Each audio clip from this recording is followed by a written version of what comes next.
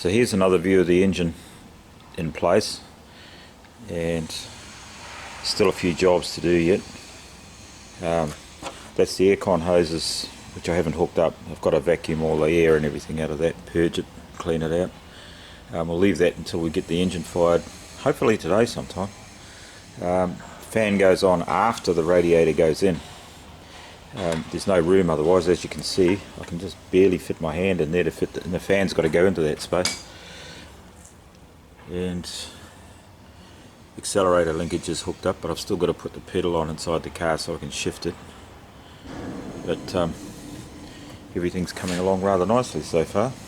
I'm going to have to repaint the slam panel, of course. It's scratched it a bit, doing general odds and ends on it, which is why I haven't screwed the ID plates and everything back on.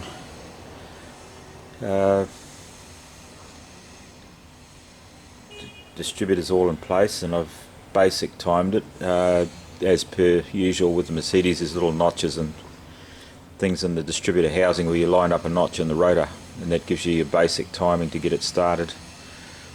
I hope there's petrol in the tank. I don't think there is somehow, so I might have to pour a few gallons of fuel into the tank and check the pumps running properly up to pressure. I do that over on that little fitting there. I just put a gauge in the line there, and that tells me how much pressure. We're looking for 14 psi, and the pump at the back is new, so that should be fine. So we'll get on in a minute and fit the fan.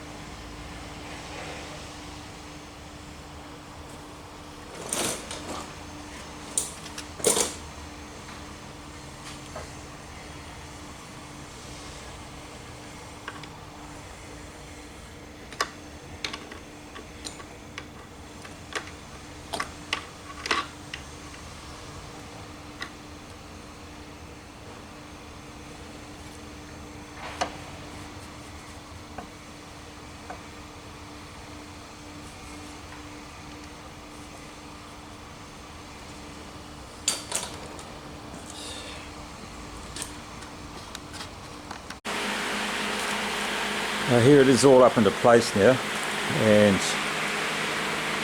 all I've got to do now is connect everything.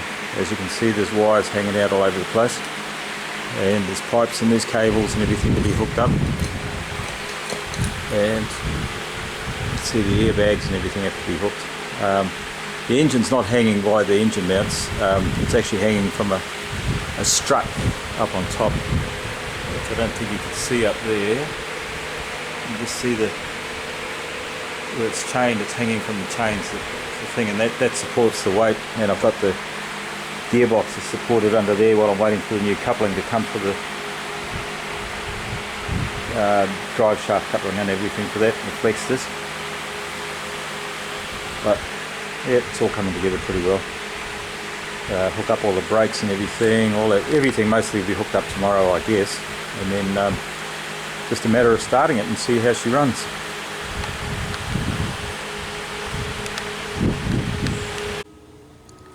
So as can be seen now, things are starting to get a little crowded in here. That's the compressor mount. I had to take that off to fit the engine back in. As you can see, the chassis rail's in the way, so there's no way I could slide the engine back up into place with that on there, so I bolted that back on. I don't know if we've got enough light down here. Just put a bit of light on it.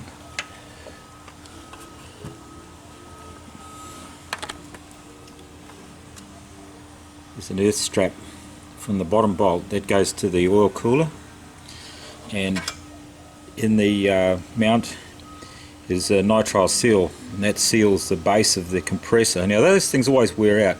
Never use a round seal. It's got to be a square section seal. If you use a round seal, it's going to roll every time you adjust your belts and either get pinched and start leaking, or it will start leaking because the surface area of the seal isn't big enough. There's an extra cable running through there. That's for the temperature switch relay for the auxiliary fan, and that turns the auxiliary fan on and off. I've still got to go and get a switch for the air compressor dryer for the air conditioning. Now we're getting a few strobe waves on there. I don't know where that's coming from. And as you can see down there, there's the oil pressure feed line for the compressor, oil line for the cooler. So we'll put all that in now. We'll fit that compressor pump to the power steering pump to the engine. Okay, this is the compressor unit, and on the bottom side I smeared it with rubber grease to help the thing slide properly on the base, and it's going to be slid around a bit before I do the belts up tight, so make it last as long as I possibly can.